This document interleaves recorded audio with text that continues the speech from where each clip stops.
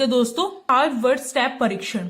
दोस्तों जो hard word step परीक्षण है यह क्या है, हृदय वाहिका पुष्टि मापने के लिए अपनाया जाता है। चलिए देखते हैं हम, यह एक हृदय वाहिका पुष्टि परीक्षण है। ठीक है दोस्तों, हृदय वाहिका मैंने पहले ही बता दिया आपको।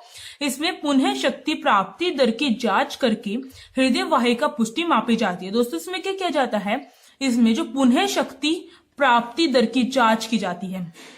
दोस्तों अब पुनः शक्ति प्राप्ति क्या होती है? दोस्तों जो पुनः शक्ति प्राप्ति है उसका मतलब है यहाँ पर कि जैसे कि अगर कोई व्यक्ति थक जाता है और उसके शरीर में जो ऑक्सीजन है वो कम हो जाती है, तो वह दोबारा से वही शक्ति पाने की जो टाइम होता है, रिकवरी टाइम होता है, उसे पुनः शक्ति प्राप्ति कहा जाता है।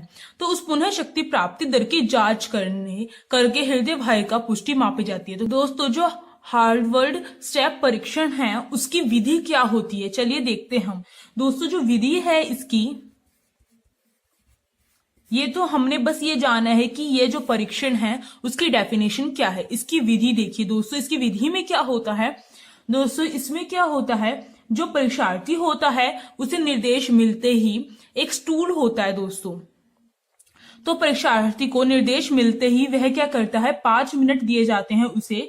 तो 5 मिनट में वह ऊपर नीचे ताल करते हुए, मतलब कि ऊपर नीचे जो स्टूल है उस पर पैर ऊपर नीचे ताल करते हुए 150 बार ऊपर 150 कदम लेता है। ठीक है, 5 मिनट में 150 कदम लेता है वह ऊपर नीचे स्टूल पे। ठीक है दोस्तों, तो दोस्तों इसमें क्या किया जाता है, इसमें 4 की गिनती में क्या किया जाता है, ताल बनाया जाता है।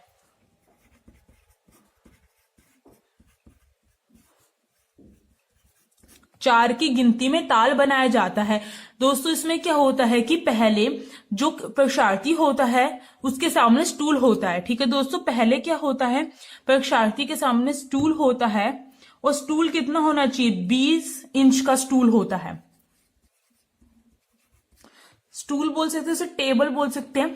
दोस्तों परीक्षार्थी के सामने एक टेबल होता है 20 इंच का, एक बक्सा भी बोला जा सकता है उसे, तो हम टेबल लेके चलते हैं। दोस्तों 20 इंच का टेबल होता है परीक्षार्थी के सामने और उसमें वह क्या करता है, 5 मिनट के अंदर 150 कदम तक उसे ताल मिलाकर, 4 की गिनती में ताल मिलाकर चल ऊपर नीचे करने होते हैं कदम। दोस्तों पहले इस 4 की गिनती कैसे होती है, चलिए इसमें देखते हैं। इसमें क्या होता है दोस्तों, इसमें परीक्षार्थी क्या करता है, पहले मतलब कि 4 स्टेप होते हैं इसमें। ठीक है दोस्तों, इसका मान लीजिए इसके 4 स्टेप होते हैं। पहले स्टेप में क्या करता है परीक्षार्थी, पहले ताल में क्या करता है, पहले में वह पहले अपना पहला पैर ऊपर रखता है, फिर दूसरी बारी में क्या करता है, अपना दूसरा पैर ऊपर रखता है, फिर तीसरी बारी में वह जो उसका जो पहला पैर है उसे नीचे करता है और चौथी बारी में जो उसका दूसरा पैर है उसे नीचे करता है स्टूल पे से। ठीक है दोस्तों, इसी ताल के साथ वह 5 मिनट तक ऊपर नीचे करता रहता है और इसमें उसका पहला पैर कोई सा भी हो सकता है, दाया या बाया। ठीक है दोस्तों, इसकी कोई कंफ्यूजन नहीं है इसमें, आपको समझ में आ रहा होगा। चलिए अब हम इसे एक पिक्चर के द्वारा समझने की कोशिश करते हैं। देखिए दोस्तों इसमें क्या है, इसमें यह एक क्या टेबल है और ये परीक्षार्थी है। इसे क्या कहा जाता है, 5 मिनट के अंदर वह क्या करे, 4 की गिनती में पैरों को ऊपर नीचे करे स्टूल से। तो पहले में क्या करा जाता है कि जो परीक्षार्थी वह अपना पहला पैर, मान लीजिए यह इसका फर्स्ट है और यह इसका सेकंड पैर है, तो पहले में क्या किया जाता है कि जो परीक्षार्थी वह अपना पहला पैर स्टूल के ऊपर रखता है और फिर उसके बाद दूसरी बारी में क्या करता है, वह अपना दूसरा पैर स्टूल के ऊपर रखता है, तीसरी बारी में जो पहला वाला पैर है उसे नीचे लेके आएगा और चौथी बारी में जो दूसरा पैर है उसे नीचे लेके आएगा। ठीक है दोस्तों, इसी प्रकार से वह 5 मिनट तक क्या करता है, ताल मिलाकर ऊपर नीचे पैरों को करता है और इसमें उसे 150 कदम तक 150 कदम करने होते हैं। ठीक है दोस्तों यह तो विधि हो गई जिसके द्वारा यह हार्वर्ड स्टेप परीक्षण किया जाता है।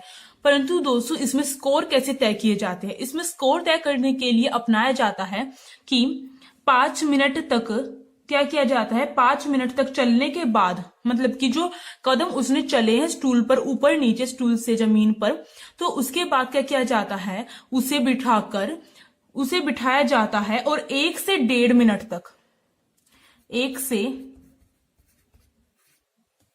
1.5 मिनट तक क्या किया जाता है, उसकी जो 1 से 1.5 मिनट तक जो उसकी हृदय की दर को नापा जाता है, 1 से 1.5 मिनट तक हृदय की दर को नापा जाता है। ठीक है दोस्तों, फिर उसके बाद उसे उसकी फिर 2 से 1.5 मिनट 2.5 मिनट तक 2 से 2.5 मिनट तक क्या किया जाता है, फिर दोबारा नापा जाता है और उसके बाद फिर 3 से 3.5 मिनट तक क्या किया जाता है, 350 तक क्या किया जाता है, 3 से 350 तक क्या किया जाता है, फिर दोबारा से जो उसके हृदय की दर है उसे नापा जाता है। ठीक है दोस्तों, और इनको रिकॉर्ड कर लिया जाता है, मतलब कि 1 से 1.5 मिनट तक कितनी है और इसमें कितनी है और इसमें कितनी है। ठीक है दोस्तों, इन तीनों को रिकॉर्ड कर लिया जाता है और उसके आधार पर क्या किया जाता है, उसके आधार पर स्कोरिंग की जाती है, उसके आधार पर फॉर्मूले का इस्तेमाल किया जाता है और फिर निकाला जाता है। अब देखते हैं कि फॉर्मूला क्या होता है।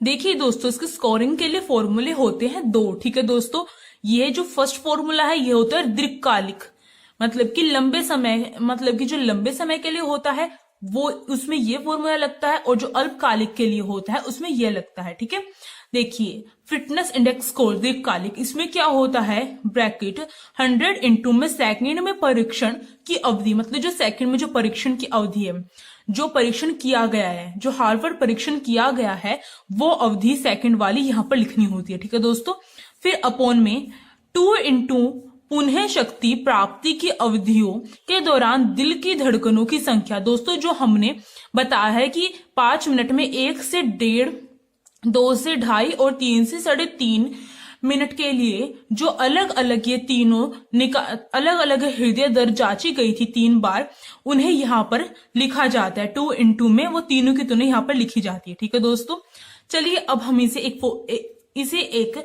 एग्जाम्पल के द्वारा समझने की कोशिश करते हैं। एक क्वेश्चन करके हम इसे समझने की कोशिश करते हैं। दोस्तों, क्वेश्चन ये है कि मान लीजिए कि एक परीक्षार्थी है जो हार्वर्ड स्टेप परीक्षण के द्वारा कुल अवधि कितनी लेता है, 5 मिनट लेता है। ठीक है दोस्तों, और जब उसकी हृदय दर की जांच की जाती है तो 1 से 1.5 मिनट में उसके दिल की धड़कन 80 होती है, 2 से 2.5 मिनट में उसकी दिल की धड़कन 70 होती है और 3 से 3.5 मिनट में दिल की धड़कन कितनी है, 80 होती है। ठीक है दोस्तों, यह जांचा गया है। दिल की धड़कन क्या की गई, ज्ञात की गई है, गणना की गई है दिल की धड़कन की।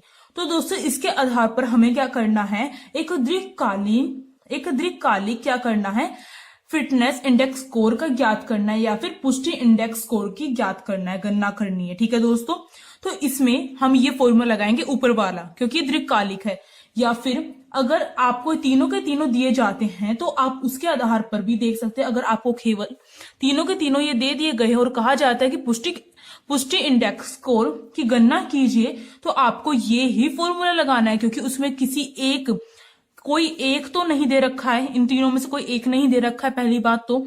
और अगर कोई ये तीनों के तीनों देकर फिर कहा जाता है कि अल्पकालिक पुष्टि इंडेक्स की गणना कीजिए, तो ही आप नीचे वाला फॉर्मूला लगाएंगे, वरना आप ऊपर वाला लगाएंगे। ठीक है दोस्तों, तो इसमें अब कैसे ज्ञात करेंगे, देखिए जो फॉर्मूला हमारा ऊपर लिखा हुआ है उसके आधार पर अब हम नीचे करते हैं। तो फॉर्मूला क्या है, 100 इंटू में सेकंड में परीक्षण की अवधि। दोस्तों, परंतु यहाँ पर मिनट में दिया गया है। ठीक है, तो हमें क्या करना है, मिनट से सेकंड में चेंज करना है। तो चेंज करने के लिए, बदलने के लिए क्या किया जाता है कि एक मिनट में कितने सेकंड होते हैं, 1 मिनट में कितने सेकंड होते हैं दोस्तों, 60 सेकंड होते हैं। ठीक है दोस्तों, 1 मिनट में 60 सेकंड होते हैं। तो इसी के आधार पर अब हम देखते हैं, तो अगर हमें मिनट में सेकंड चेंज करना है तो हम इंटू करते हैं। ठीक है दोस्तों, तो इसे अब हम अगर 5 को 60 से इंटू करेंगे, 5 को 60 से इंटू करेंगे तो हमारा सेकंड बन जाएगा। ठीक है दोस्तों, अगर 5 को 60 से इंटू करेंगे तो 300 सेकंड आ जाएगा। ठीक है दोस्तों, अब चलिए देखते हैं, अब इसी के आधार पर अब नीचे वाला देखते हैं, 2 की पुनः शक्ति प्राप्ति की अवधियों के दौरान दिल की धड़कनों की संख्या, इन तीनों की संख्या लिखनी है। अब चलिए इसी के आधार पर अब करते हैं हम।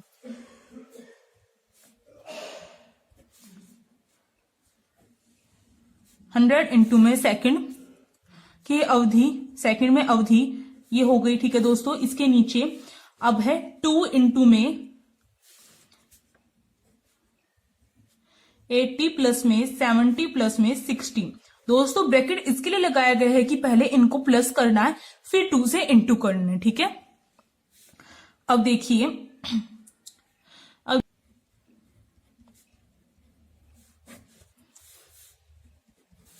अब इनको प्लस करेंगे हम तो बनता है 210। ठीक है दोस्तों, अब देखिए दोस्तों, ये आएगा हमारा, अगर हम 100 को 300 से गुणा करेंगे, मल्टीप्लाई करेंगे तो आएगा हमारा 30,000। ठीक है दोस्तों, अब इन दोनों को हम मल्टीप्लाई करते हैं तो हमारा आता है 420। ठीक है, 0 से 0 यहां पर कट जाती है और फिर देखते हैं हम, ये हमारा 7 पर कट गया, क्या है 6 7 जा 42। ठीक है दोस्तों, और ये हमारा 6 के टेबल में ये 5 पे आता है 35 और ये 2 0 बच गई हमारी। ठीक है, अब इसे हम 7 से काटते हैं तो 7 1 जा 7 कट गया, और दोस्तों ये 50 जो है 57 के टेबल में नहीं आता, इसके लिए 49, और 49 कितने पे आता है 7 पर आता है। ठीक है, और फिर बच गया हमारा 1, 50 में से अगर 49 जाएगा, 50 में से 49 जाएगा तो 1 बच गया, तो यहाँ पर 1 लग गया।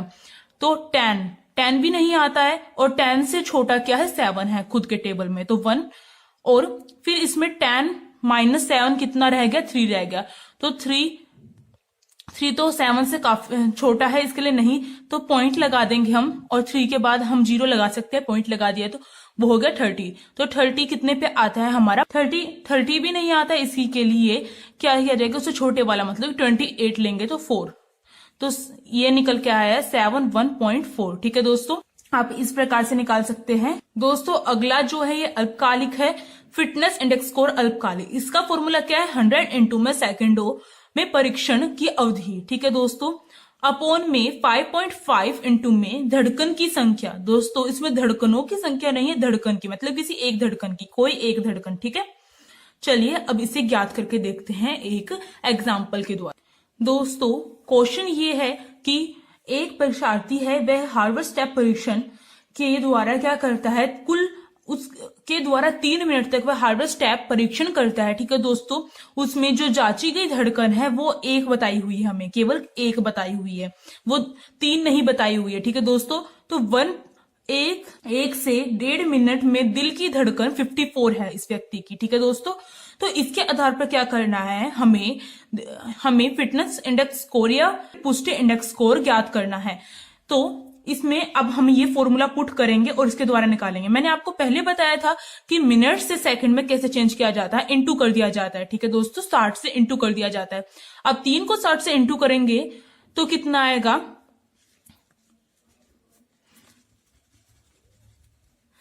तो इसमें कितना आएगा 180 सेकंड आ जाएगा। ठीक है दोस्तों, तो हमारी कुल अवधि कितनी है 180 है।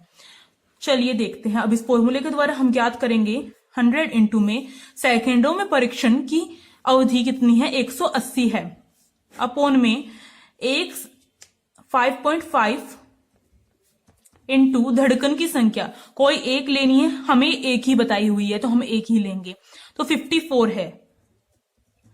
ठीक है दोस्तों, अब इसे करके देखते हैं हम।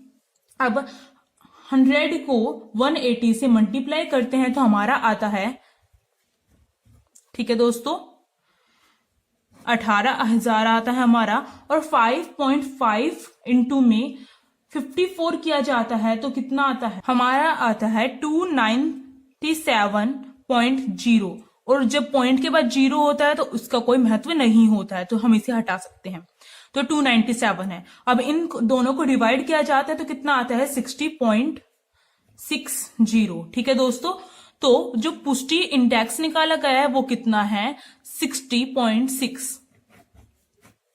अब अगला टॉपिक है हार्वर्ड स्टेप परीक्षण विधि के लाभ। दोस्तों इसके लाभ पूछे जा सकते हैं, या फिर अगर आपको 5 नंबर में क्वेश्चन दिया जाता है लिखने के लिए कि हार्वर्ड स्टेप परीक्षण क्या होता है, तो उसमें आपको लाभ और हानि दोनों बताना है। तो लाभ देखिए, कम उपकरणों की आवश्यकता। इसमें क्या होता है, कम उपकरणों की आवश्यकता होती है। आप खुद ही इसकी विधि को पढ़ते हैं तो इससे क्या पता चलता है आपको, इसमें केवल एक टेबल की आवश्यकता होती है और स्वयं परीक्षार्थी की आवश्यकता होती है। इसमें जो परीक्षार्थी है वह स्वयं भी क्या कर सकता है, अपना परीक्षण स्वयं भी कर सकता है, ठीक है, उसे किसी सहायक की आवश्यकता नहीं होती है। तो इसमें क्या होता है, कम उपकरणों की आवश्यकता होती है, केवल एक ही स्टूल की आवश्यकता होती है, एक ही टेबल की आवश्यकता होती है। कम खर्चीली, दोस्तों ये कम खर्चीली होती है क्योंकि इसमें कम उपकरणों की आवश्यकता होती है, ठीक है दोस्तों, और समय का भी खर्च नहीं होता है इसमें। सरल विधि, दोस्तों ये सरल विधि किस वजह से है, क्योंकि इसको जो परीक्षार्थी है वह स्वयं कर सकता है, इसके लिए काफी सरल विधि है, इसके लिए कोई सहायक की आवश्यकता नहीं होती है। अब हार्डवेयर स्टेप परीक्षण विधि की हानियां, दोस्तों इसकी हानियां क्या होती हैं।